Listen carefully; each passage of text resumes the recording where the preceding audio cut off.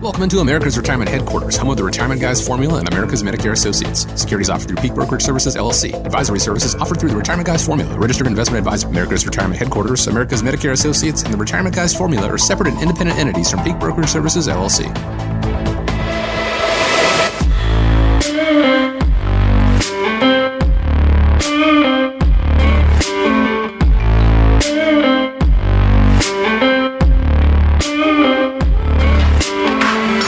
Hope you're having a great day out there. We appreciate you joining us and spending part of that day here on America's Retirement Headquarters, the home of the Retirement Guys Formula and America's Medicare Associates, with Connor Tumblin and Scott Kirshner and myself. My name is Chris Swan. 419-794-3030 is the phone number. Once again, that's 419-794-3030. Online, arhq.com. Today on the show, how to avoid making a retirement into a guessing game. Are we in store for a market correction? How honest should financial advisors be to their clients? And what happens in the so-called Medicare downtime? All this and more. First, let me check in with the guys. Scott, welcome back. Connor, welcome to the show. How are you guys doing? Oh, we're doing very well, very well. You know, we had a great weekend last weekend, 4th of July, nice weekend. Weather was fantastic here in Northwest Ohio. And I know, Chris, before we came on, you were saying it was like a war zone out there. It's funny, you know, I think fireworks are legal in Ohio now, and it's like every single house around you are shooting off fireworks. And I only noticed one house fire in Toledo, but I'm sure there were more. But, you know, it was a lot of fun. I always enjoy Independence Day and kind of boost you into the summer and catapult you out there to be patriotic and really appreciate everything that we have here in this great United States of America, right? Connor, welcome to the show. You're a rookie. This is your maiden voyage, so to speak. We want to welcome you. And how are you doing? Doing all right. Yeah, I just wanted to introduce myself, I guess, since this is my first time. I'm an advisor here. I also work on our investment committee, as well as our operations team and our compliance team. So I do a little bit of everything. So it's great to be here. Yeah, part of the team that makes, the Retirement Guys Formula and America's Medicare Associates great. You can find out more about Connor, the entire team, over there at arhq.com, and click on the link and find out more about them.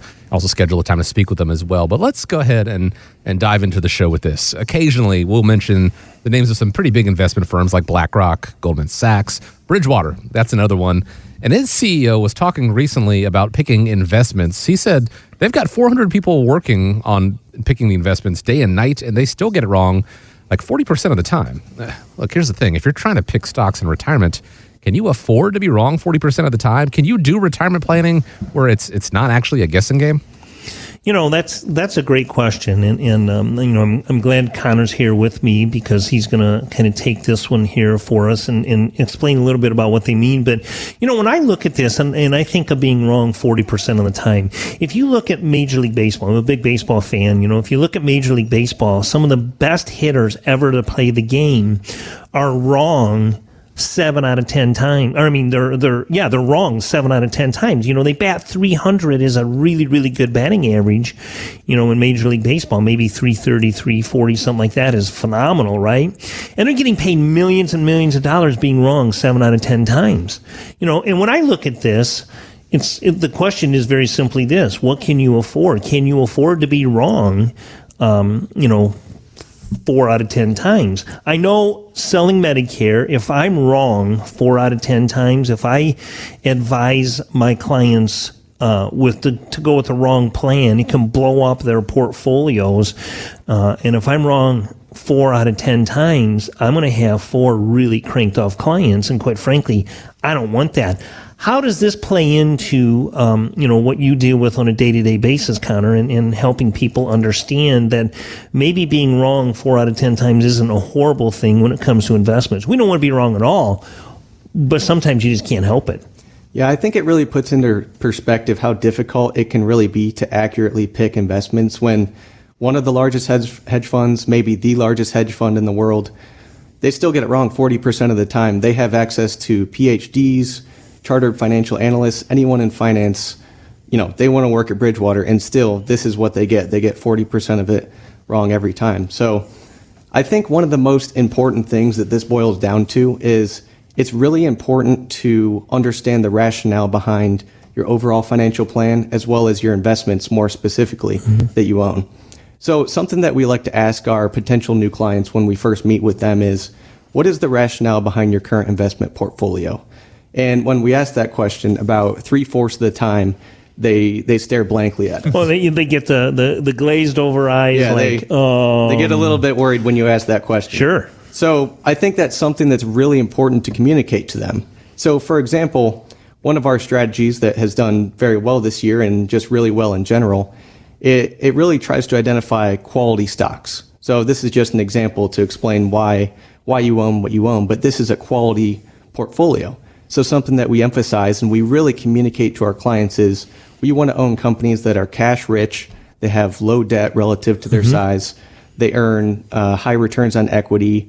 And those are three things that we communicate and that we emphasize, but there's also other stuff on top of that. But just to give you an idea. You know, I know when I meet with clients, I always do the, hand over the head, vroom, this is over my head stuff, right? Because it is. And I like to stay in my lane, but I listen to you guys and I can eavesdrop on some of the appointments because I learned by all of this. And one of the things that makes things really crystal clear to me is how Nolan explains that. If you look at back when the market was bad, when COVID hit, there was a lot of companies that went belly up. I mean, these companies that were really debt heavy, didn't have a lot of cash in their portfolios, those companies aren't around, or they were gobbled up by some of these other, cash rich.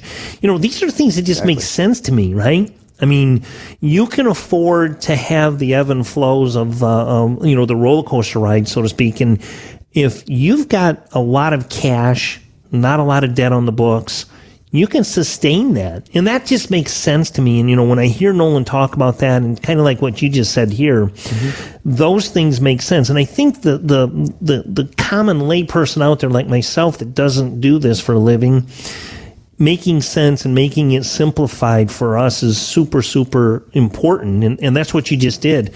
Are there any other things that you would advise or help explain for people saying is 40% acceptable? Well, I don't think we really look at it that way. I don't think about when we're creating our portfolios and managing them. Well, we need at least, we need 60% of them at least to be winners. We stick to our methodology. We define our rules for ourselves so we can stay in our own lane. And that's important for our investment team. And it's also important when we communicate it to our clients. Because like you said, during COVID or during 2022, when the market was down 20%, when things get tough, that's when you're going to want to sell.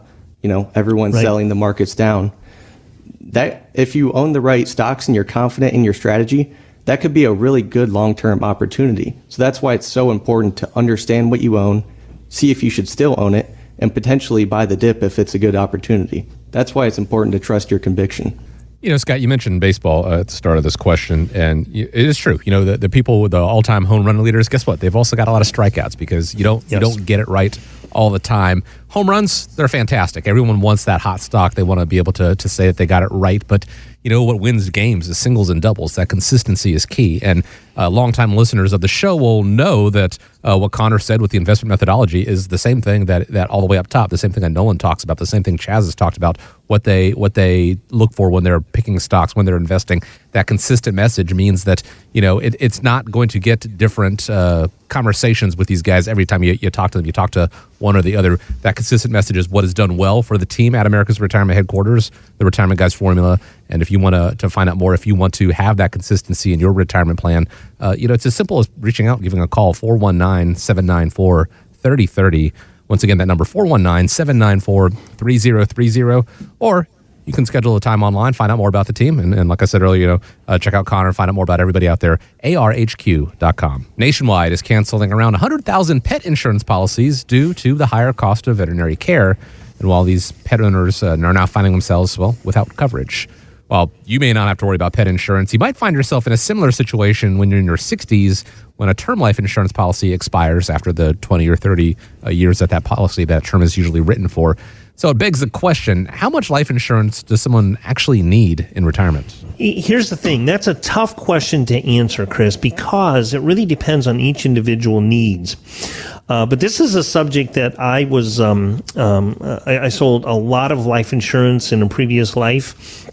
And I still do. I'm a firm believer in certain types of policies are good for certain situations. If you watch some of the other people, I think Dave Ramsey, he absolutely hates life insurance. He talks about it all the time. I don't necessarily agree with that because of different reasons, right? Everybody has a situation where their needs are different than others. So let's talk a little bit about how much life insurance you think you might need in retirement. Well, if you've got a large portfolio, one way to, pay for taxes upon settlement of that portfolio upon your death is you fund it with life insurance. The life insurance proceeds are passed on to the beneficiaries, and typically those are passed on tax-free. So you don't pay any taxes on those proceeds from the life insurance that's passed on.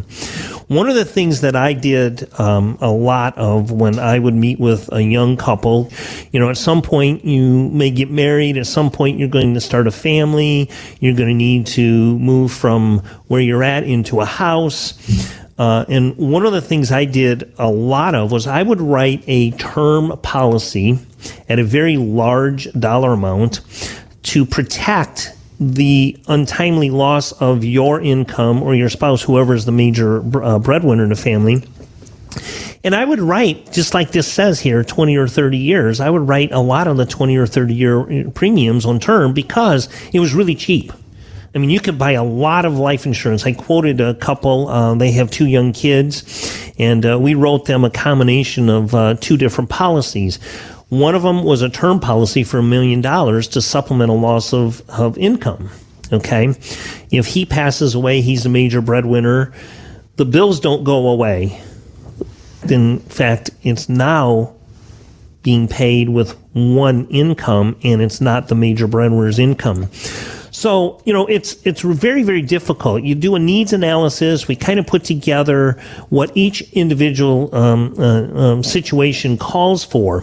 One of the things that we do here, which is phenomenal. You remember we were talking in the previous segment about things making sense. Nolan and his team, you guys are writing a lot of life insurance with long-term care writers or an annuity with a long-term care writer. And the annuity is not subject to medical underwriting. So if you got someone that's not necessarily the healthiest that may not get underwritten, you could write an annuity. So these are things with life insurance that really help out paying the long-term care. Definitely need long-term care. A lot of people won't buy it. It's a very, very difficult sale because people don't see the reason why they need it. Oh, my kids are going to take care of me if I'm in that situation. So, and we know how that can play out. So it really depends. The important thing with life insurance moving through retirement is to offset some tax, to pay some bills like debt that you may have, to offset the loss of earned income if something were to happen. The other thing is employer-sponsored life insurance. So there's a couple of things. I had a client in last week, actually, that had some life insurance needs. And she says, well, I've got insurance through my employer. I said, well, unless that's a voluntary life policy, you'll most likely lose that when you retire. And she looked at me like, what? I said, well, you need to check and see if it's a voluntary policy. And what a voluntary policy typically means is you purchase a policy, it's payroll deducted, money is taken out of your paycheck to cover the premium for the life insurance. And if you retire or terminate employment, typically what happens with a voluntary plan is that goes with you and you pay that premium. But if you've got an employer-sponsored life insurance policy, that policy, upon termination of employment, ceases to exist. So really, it's hard to determine what's the best amount of insurance you need. If you have a lot of debt, if you're concerned about tax ramifications, estate taxes upon your untimely demise, then talk to us. We can get some life insurance quotes put together for you. We have several companies and several different options that may work out. We can add a lot of riders on to give you coverage for paying for the premiums, coverage for children, and long-term care coverage as well. Lots of different options out there, and it goes beyond just being that quote-unquote death benefit, but being able to actually take advantage of the living benefit, being able to figure out how it's going to work for you, if it is necessary at all, is as simple as reaching out to the team and figure out how it all comes together as part of your overall retirement strategy. 419-794-3030 is how you get started. You can go to the website, arhq.com. A lot of great events coming up by the team. You can click on the events tab there and find out more about those as well, including how to reserve your space. That is arhq.com. Now, artificial intelligence, or AI, is available more and more at our fingertips. Google has actually added an AI feature that summarizes search results at the top of the page. Not a huge fan myself. Some of the information is just flat out wrong, like suggesting that you could eat one small rock a day because it's a good source of vitamins and minerals, putting glue on pizza toppings to add to tackiness, and telling you that the astronauts have actually met cats on the moon and, in fact, played with them. Not true. I'm almost positive. It's happening because AI doesn't necessarily know what's true, just what's popular, even if it's satire, what people are feeding it as far as information goes. Here's the thing. There's also AI tools that can help you plan for retirement, but I have to wonder, is that better than actually working with a person? Yeah, well, I think there's a few reasons why you can't totally replace a financial advisor with AI. And the very top of my list, it is because AI recommended putting glue on top of your pizza. Exactly. I think that alone shows how much more work there is to be done with the technology, getting it up to speed. Now, I think it's worth noting that most technologies, they do progress along very quickly, and that in a few years, even just a couple of years, I think AI could really be positive in the advisory space. Mm-hmm. But if and when AI starts to become more accurate and more useful, you can still only rely on technology so much when it comes to managing your entire life savings and your entire livelihood. Sure. So at the end of the day, AI, what is AI? AI is a bunch of computer codes, and it's a just ginormous amount of data. The team at OpenAI and Google and Amazon and all the other AI companies, they just pile together a bunch of data wherever they get their data source from. We're not entirely sure if it's good data, bad data. Like you said, Chris, it could be joking data where it's not even accurate. We have no way to know how these companies are really using this data. So when you think about going back to managing your entire livelihood, your entire life savings, do you really want your data being managed by, or your money being managed by this black box of whatever AI is? Yeah, one of the things that I've always said with this is it's only as smart as the information that they get it, right? I mean, It's garbage in, garbage out. And, we've talked about this in the past. AI is not, you have to embrace technology and you have to embrace things moving forward and progressing. I get all of that. And one of the things I've always said is, I'll shop. I said this when we had this topic up here 2 or 3 or 4 weeks ago or so. I'll shop and get information and educate myself on a lot of things. But at the end of the day, I want to sit down with someone and build that relationship, have that trust, look at you eye to eye, and make my decisions based on your expertise and your knowledge. And, AI can help us. When you look at it from the processing side of things, where we're at behind the scenes, so to speak, is, we can type letters and it'll give us templates and documents, and you basically type in what you want the letter to sound like or look like. If it's a resume, I remember many, many years ago trying to come up with a resume. It's like, oh my gosh, I just want to keep the job I have. I don't want to go through this.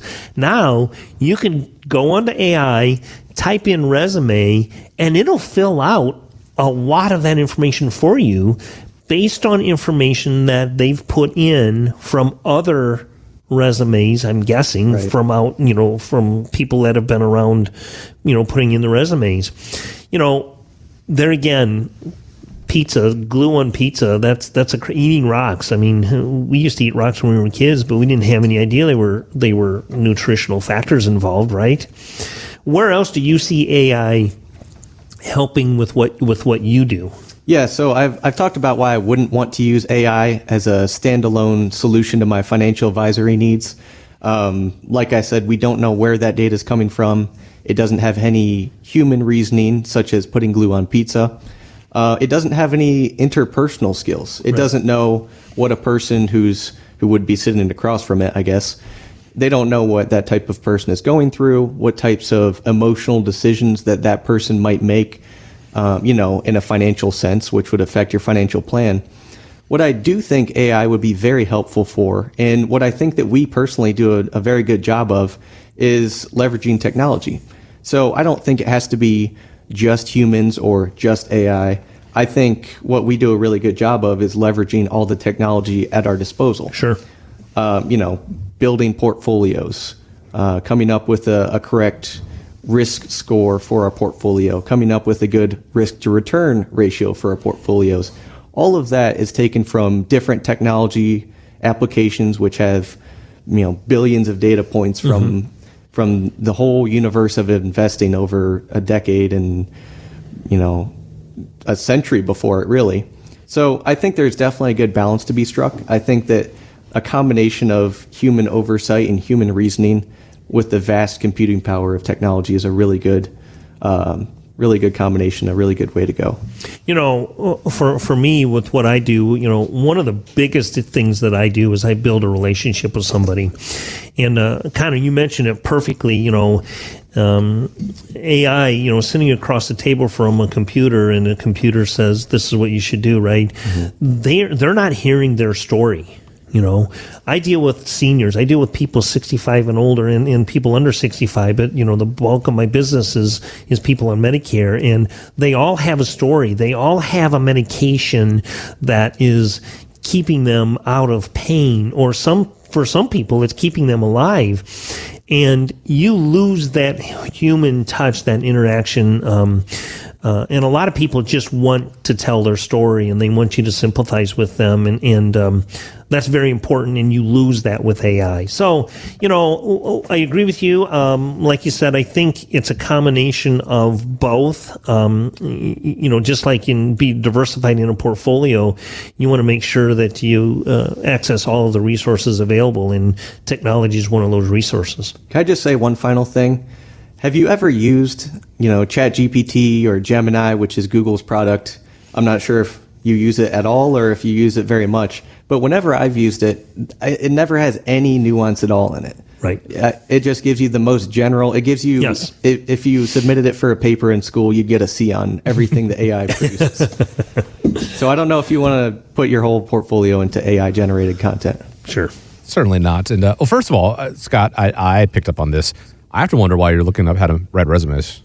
Well, yeah, we'll save that for another discussion. That is a good point, Chris. Yeah, no one's not here, so we won't tell anybody. But I mean, technology is not something that should be feared. It should be embraced, but it should be worked, in tangent with that human element. Make sure that the math that it does is sound, and not telling you to do things like put glue on your pizza or put rocks in your portfolio, things like that. The checks and balances is something that the team, being able to adapt with the changes, is something that the team at America's Retirement Headquarters can do and does with clients.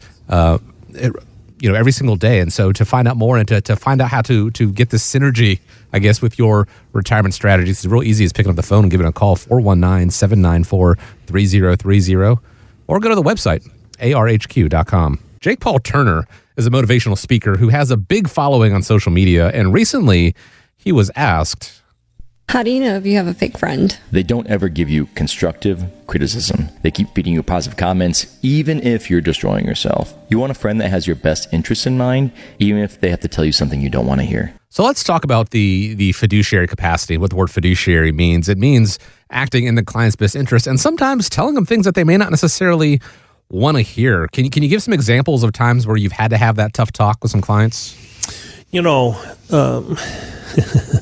Yes, as a matter of fact, we can. It's not easy being the bad guy sometimes, because a lot of people, they really, quite frankly, don't want to hear. One of the things that I've told many people, and I tell my children, I tell coworkers, don't ask a question of me unless you want to hear the answer. And it's because, it's kind of like at a job, you're not there to be best friends. You're not there to, make a bunch of friends. You're there to do a job. Making friends is an added bonus, right? And, like Jake Paul said, I totally agree with that. Being open and honest with people. I think a lot of people have what's called the fear of flight. If you're open and honest with them, and they don't like what you have to say, they're going to take off. They're not going to listen. They're not going to stick around, and they're going to have that fear of flight. And I know that happens in a lot of relationships with people. One of the things that I run into is the honest truth with people about their medications. Because of with not only the marketplace, but with the Medicare prescription drug plans that we write, there are some big ticket items with medications. And, a lot of people say, well, you did such a great job for my friend. They referred me to you, and I'm hoping that I can, you could save me some money. And it's like, that's not going to happen, because the plans that I write are the same plans that everybody else writes. But here's how, and to give them suggestions, here's how we might be able to alleviate some of that pain. So that's always a tough conversation to have with someone is, you may not be able to save any money with this particular plan, but here's ways around that. I know you and I worked on a client last week. Why don't you talk about that client real quick and a little bit about what we had to tell them? Yeah, the client came in very prepared, I might add. Gave us all their annuity statements and their current contracts and everything in a nice binder for us to sift through. And there just really wasn't anything that we were able to do for them. And the reason was they had bought an annuity the previous month, about 35 days prior, and the other one was about 12 months old. So if they were to, surrender those, they'd be facing a 9% surrender charge. And there's really nothing that we could do about it, whether we liked their current annuities or not. There wasn't anything that we could do. The tough talk was, actually it was a good thing, because we said these are good policies, good plans. Where you're at is a good thing. It's not an easy thing to do, but it's the right thing to do. So, the tough talk with a client with I guess I'm going to stretch this out, even go past clients. It's in life in general. The tough talk is something that you always have to have sometimes. And don't be afraid of that. And if a true friend has that, they leave because of you being open and honest with them, maybe they're not really a true friend. We speak so often here on the show about, the relationship you guys build with clients, potential clients and ongoing clients getting to, through, and beyond retirement. We're talking 20, 30 plus years. That is a pretty lengthy time, maybe some of the longest relationships that they may certainly have. And so trust, I think, comes up, and it is critical to have that relationship with trust on there. And so that does mean not saying things that necessarily that they want to hear, but things that they need to hear, what's going to work in their best interest down the line. And it may be counterintuitive to what they think, but having those tough conversations really are kind of necessary in the planning process. So, don't be afraid of finding out that there might be, something that is incorrect in your retirement plan. Because honestly, the sooner you do it, the sooner you can course correct and then, make that work in your favor. That is what you get. You get that fiduciary insight, that acting in the client's best interest insight with the team at America's Retirement Headquarters. And it's real easy to get started with them. Just schedule a time, pick up the phone, give a call, 419-794-3030, or you can go online and find out more about them as well. Maybe you want to attend one of the upcoming events. You can find out all of that and more at arhq.com. Now, with the stock market hitting all-time highs, it is making many wonder if there's a major correction coming. And then there's the Fed and interest rates. Here's Wealth Manager Emily Hill on CNBC. The Fed has become very adept at signaling what they're going to do. They said they're going to cut rates once, and I expect that they will. Inflation data, I think, by the end of the summer especially, is going to continue to surprise positively. And so I think we are actually set up for a very good situation for markets. It's going to enable one, potentially two, but most likely one rate cut in the fall. And I would say overall, the bull market as a result is going to be intact. And I think Chairman Powell has pulled off a soft landing. That's definitely what they were hoping for from the onset. But is it too early to ring the victory bell? Is it time for protection, or do you see maybe riding things out a little longer? I think if there's one thing that we've learned ever since inflation became a real problem in 2021, 2022, is that we really have no idea what inflation is going to do. It's been extremely difficult to predict inflation, and then what really matters for the markets is what interest rates are going to do as a result. So if you take a look at interest rate predictions from all the big investment banks at the start of this year, at the start of 2023, they missed it by a long shot. We thought inflation was going to be coming back down much faster than it has, and it's really gotten a little bit sticky around the 3% area. And if we know that the Fed's goal is about 2% from this year compared to last year, it's not even concerned with the fact that compared to 2019, prices are 30 or 40% higher. But as far as are we due for a market correction, I think that we're definitely due for a market correction. We've seen some pretty, lights out performance from the S&P 500, which is what we consider to be our market, proxy. But yeah, we've had some really great performance so far this year. When I was looking, as of this recording, it was up 17% year to date, and that's not even including the 2023 awesome performance. But so that looks great, but what's really caught my attention is the really narrowness part of this rally. And what I mean by that is only 7 companies within the index of 500, they've contributed over half of the gains. Wow. So, I don't know what the fraction is, 7 divided by 500, but it's a lot less than 50%. So really what this means is the market's really being held up by such a small amount of the companies within the index, which is not what you want to see for the market to keep going up. This is actually, there's another data point I'll throw at you, and this is the last one. But going back to 1973, which is when data became available for this stat, only 25% of stocks this year within the S&P 500 index are actually beating the index. So you think of the S&P 500 as the average stock, it's up 17% year to date. Only 25% of the stocks in that index are actually beating the index. So that just means only a couple of the stocks, like I said earlier, they're really beating the index. So, you think about the Magnificent Seven, if you've heard that on TV, on CNBC, you've got NVIDIA, Apple, Microsoft, Amazon, Meta, and maybe I'm missing one or two, but it's really just those stocks driving this growth. So what's to happen if NVIDIA has a really bad quarter? It's gone up over 100% year to date. And that's not including 2023 and from the bottom of 2022. So when you start considering how narrow this rally is, coming back to my point, I think we're really vulnerable here, I would say. Sure. So it's like a skyscraper built on no foundation, really, right, is what you could compare it to. So, I do think we're due for a correction. I don't know how big this correction is going to be. If the rest of the index actually picks up the performance, then we're fine, but that's a big risk. So some way that we prepare for this is, first of all, we equal weight our portfolios, our stock portfolios. So that's compared to the S&P 500, which weights it based on the company's size or the market cap. So if you look at only the top 3 companies' weightings in the S&P 500, those total 20%. Whereas if it would be equal weighted, it would be less than 1%. So they obviously have a really big sway.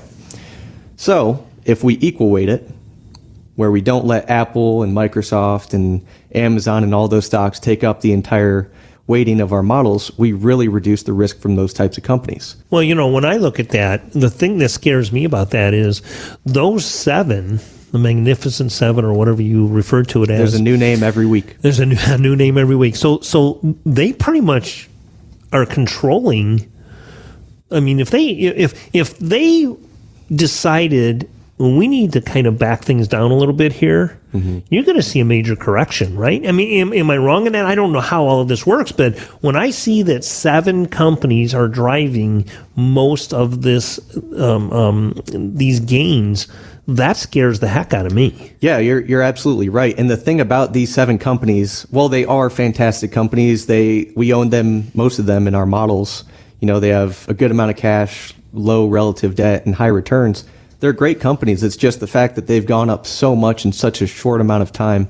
And they're based on expectations is our biggest worry. They're based on expectations of AI, artificial intelligence, generating a huge return on their investment. Sure. Whether that happens or not, or maybe let's say there's a recession, which some indicators are pointing to, all of those expectations could get dialed back quite a bit. The stocks would go with it, and so would the indexes. You know, I know I've heard, on CNBC and different outlets that they were talking about 2 or 3 rate cuts. I haven't seen any of that yet, and they've been talking about that for the last year and a half, and I just don't see where that's on the docket right now. Yeah, one of the biggest things that the Fed focuses on, the Federal Reserve, is the jobs numbers. So how many jobs did the U.S. economy add over the last month? It's one of the biggest economic data releases every month, and then affects inflation. Sure. And all that we've found out, like I said at the beginning of this, is we have no real good way of predicting that. If you look at, I'm getting my years mixed up now. I think it was the start of this year. It was everyone is expecting there to be 6 rate cuts. Yes. Over the course of 2024. We've dialed that back to maybe 1, maybe 2. So really, you can tell that the market has no idea how to react to this information. No, it's AI for you, right? It's AI. Whenever you question why the market's up or down today, it's an AI play. Is NVIDIA up 4% or is NVIDIA down 4%? Well, that's great information, Connor. I'm sure the listeners will take heed to everything you're saying here, because it is really, really good information. And like you said, we really have no idea. We never know. But being prepared for something is always, the Boy Scout motto is to be prepared, and you definitely don't want to react to it. If you can put some circuit breakers in place and have some things put in place to kind of help if the market does have a major correction, which God forbid it does, but if it does, if you're prepared for that, it's not going to necessarily blow up your portfolio. A large part of being prepared is, being able to control what you can control. We can't control when the Fed is going to cut rates. We can't control how the market is going to react to those rate cuts or lack thereof. What we can control is how our portfolios, how our plans are set up to react to that.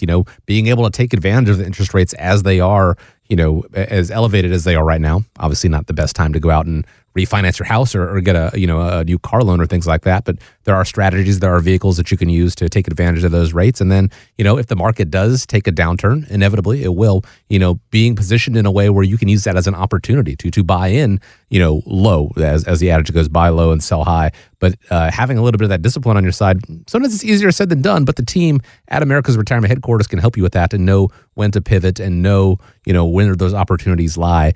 All you have to do to reach out and start that conversation with them, figure it out, is 419-794-3030. That's the number. Or you can go to the website as well, schedule a time there, arhq.com. Scott, I know that this is so-called downtime as far as it goes for you, Medicare, typically preoccupying a large part of your conversation and your day from October, let's say until March. But let's talk about the fact that this is not something that just goes away. Let's talk about what takes place during the downtime, during this period between the open enrollment period and the annual election period. 5 years ago, or actually 5.5 years ago now, when we started AMA, we were on a big push, and it was always really, really slow during, usually during April to September, it was super, super slow. And that's changed drastically And I think there's a lot of reasons for that. One of the reasons being is, we've been in the business 5 years now. Brand recognition, and the clients are loving what we're doing for them. And the referrals are off the charts, which is awesome. That's what we love. But a couple of things that a lot of people don't even take into account. They just look at, hey, I can make my changes during the annual enrollment period, and then if I want to make another change, I get that one free look back in January 1st to March 31st. But, people are still turning 65 every month, every day for that matter. And what I've seen is a lot of people are starting to retire. I'm seeing a lot of people turning 65. We're doing some educational events. We did some here a month and a half or so ago, and had a phenomenal turnout with that. Ended up getting several people that are wanting help signing up for Medicare turning 65. So one of the things we do is, we help people once they turn 65, or if they retire, come off of an employer plan, they've got to sign up for Medicare. If you're taking Social Security, you're automatically enrolled in Medicare. If you're not, then I'll help you actually sign up for Medicare. Once you get your red, white, and blue card, then what we'll do is choose a plan that's going to best fit your needs, and then you're all set for the rest of that year. The other thing we do is here at AMA is we prepare for the AEP by updating our client records. We'll go through and verify doctors are still the same. You have doctors that retire, so people need to find new doctors. The biggest thing we do is we make sure that before AEP starts, is we make sure that the medications and prescriptions that people are taking, if they've changed, we make sure we get those put in our system. And the reason why we do that is we try to make that AEP process much smoother and transparent for the client. So, we're verifying docs and meds and things like that. The other thing that we do here is we've got to get recertified. Every year, we have to recertify in order to sell the Advantage plans. And then we also have to recertify with each company. Being operating in 5 states with 14 different carriers in each state, as you can imagine, that's a lot of recertifications. And that takes a good 3 to 4 weeks. We're right in the middle of that. It just opens up at the end of June, so we can start our recertifications there for that. The other thing that happens, so every one of these insurance carriers, and a lot of this information that I'm talking about, Chris and Connor, this is information that happens behind the scenes. Clients don't have any idea what's going on here. All they know is they show up during AEP, and we go through and verify everything, and they're happy moving on till the next AEP period. But one of the things that happens with every one of these carriers is they have their Santa Claus wish list, right? So CMS, which stands for the Centers for Medicaid and Medicare Services, they're the governing body over Medicare, and they these carriers submit their wish list. And, they may have, 6-7 different things that they want new for their plans for the next year.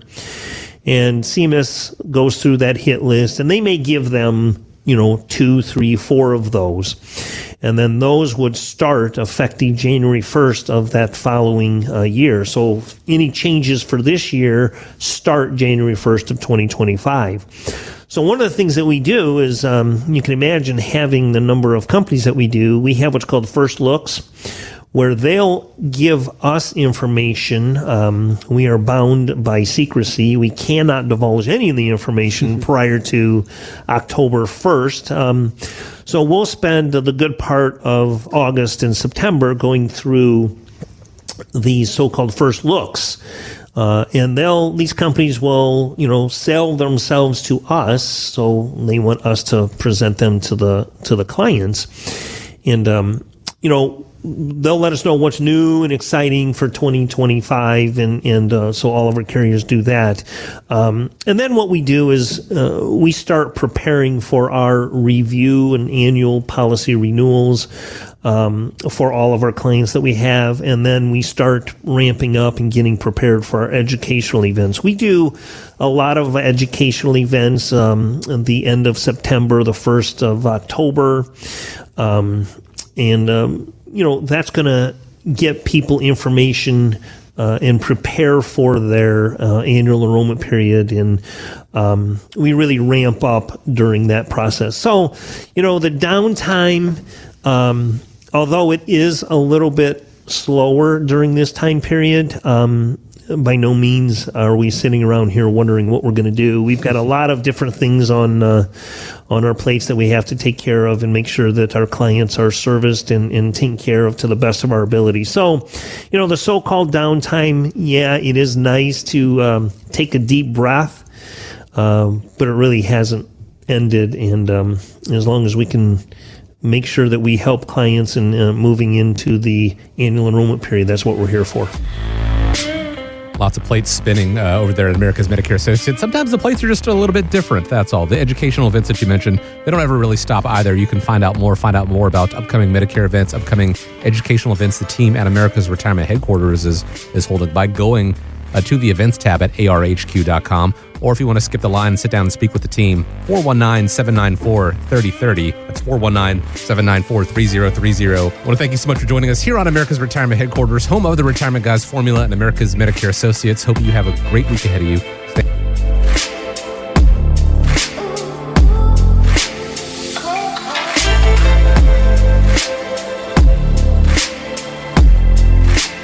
America's Retirement Headquarters is located at 1700 Woodlands Drive in Maumee, Ohio. You can reach them by calling 419-794-3030 or online at americasretirementheadquarters.com. Exposure to ideas and financial vehicles discussed should not be considered investment advice or recommendation to buy or sell any financial vehicle. Investments can fluctuate and when redeemed may be worth more or less than when originally invested. Nolan Baker is not affiliated with nor endorsed by the Social Security Administration or any other government agency and does not provide legal or tax advice. Please consult with your attorney, accountant, and or tax advisor for advice concerning your particular circumstance. Annuity guarantees rely solely on the financial strength and claims paying ability of the issuing insurance company. By contacting us, you may be provided with information about insurance and annuity products offered through Nolan Baker, Ohio Insurance License Number 27787.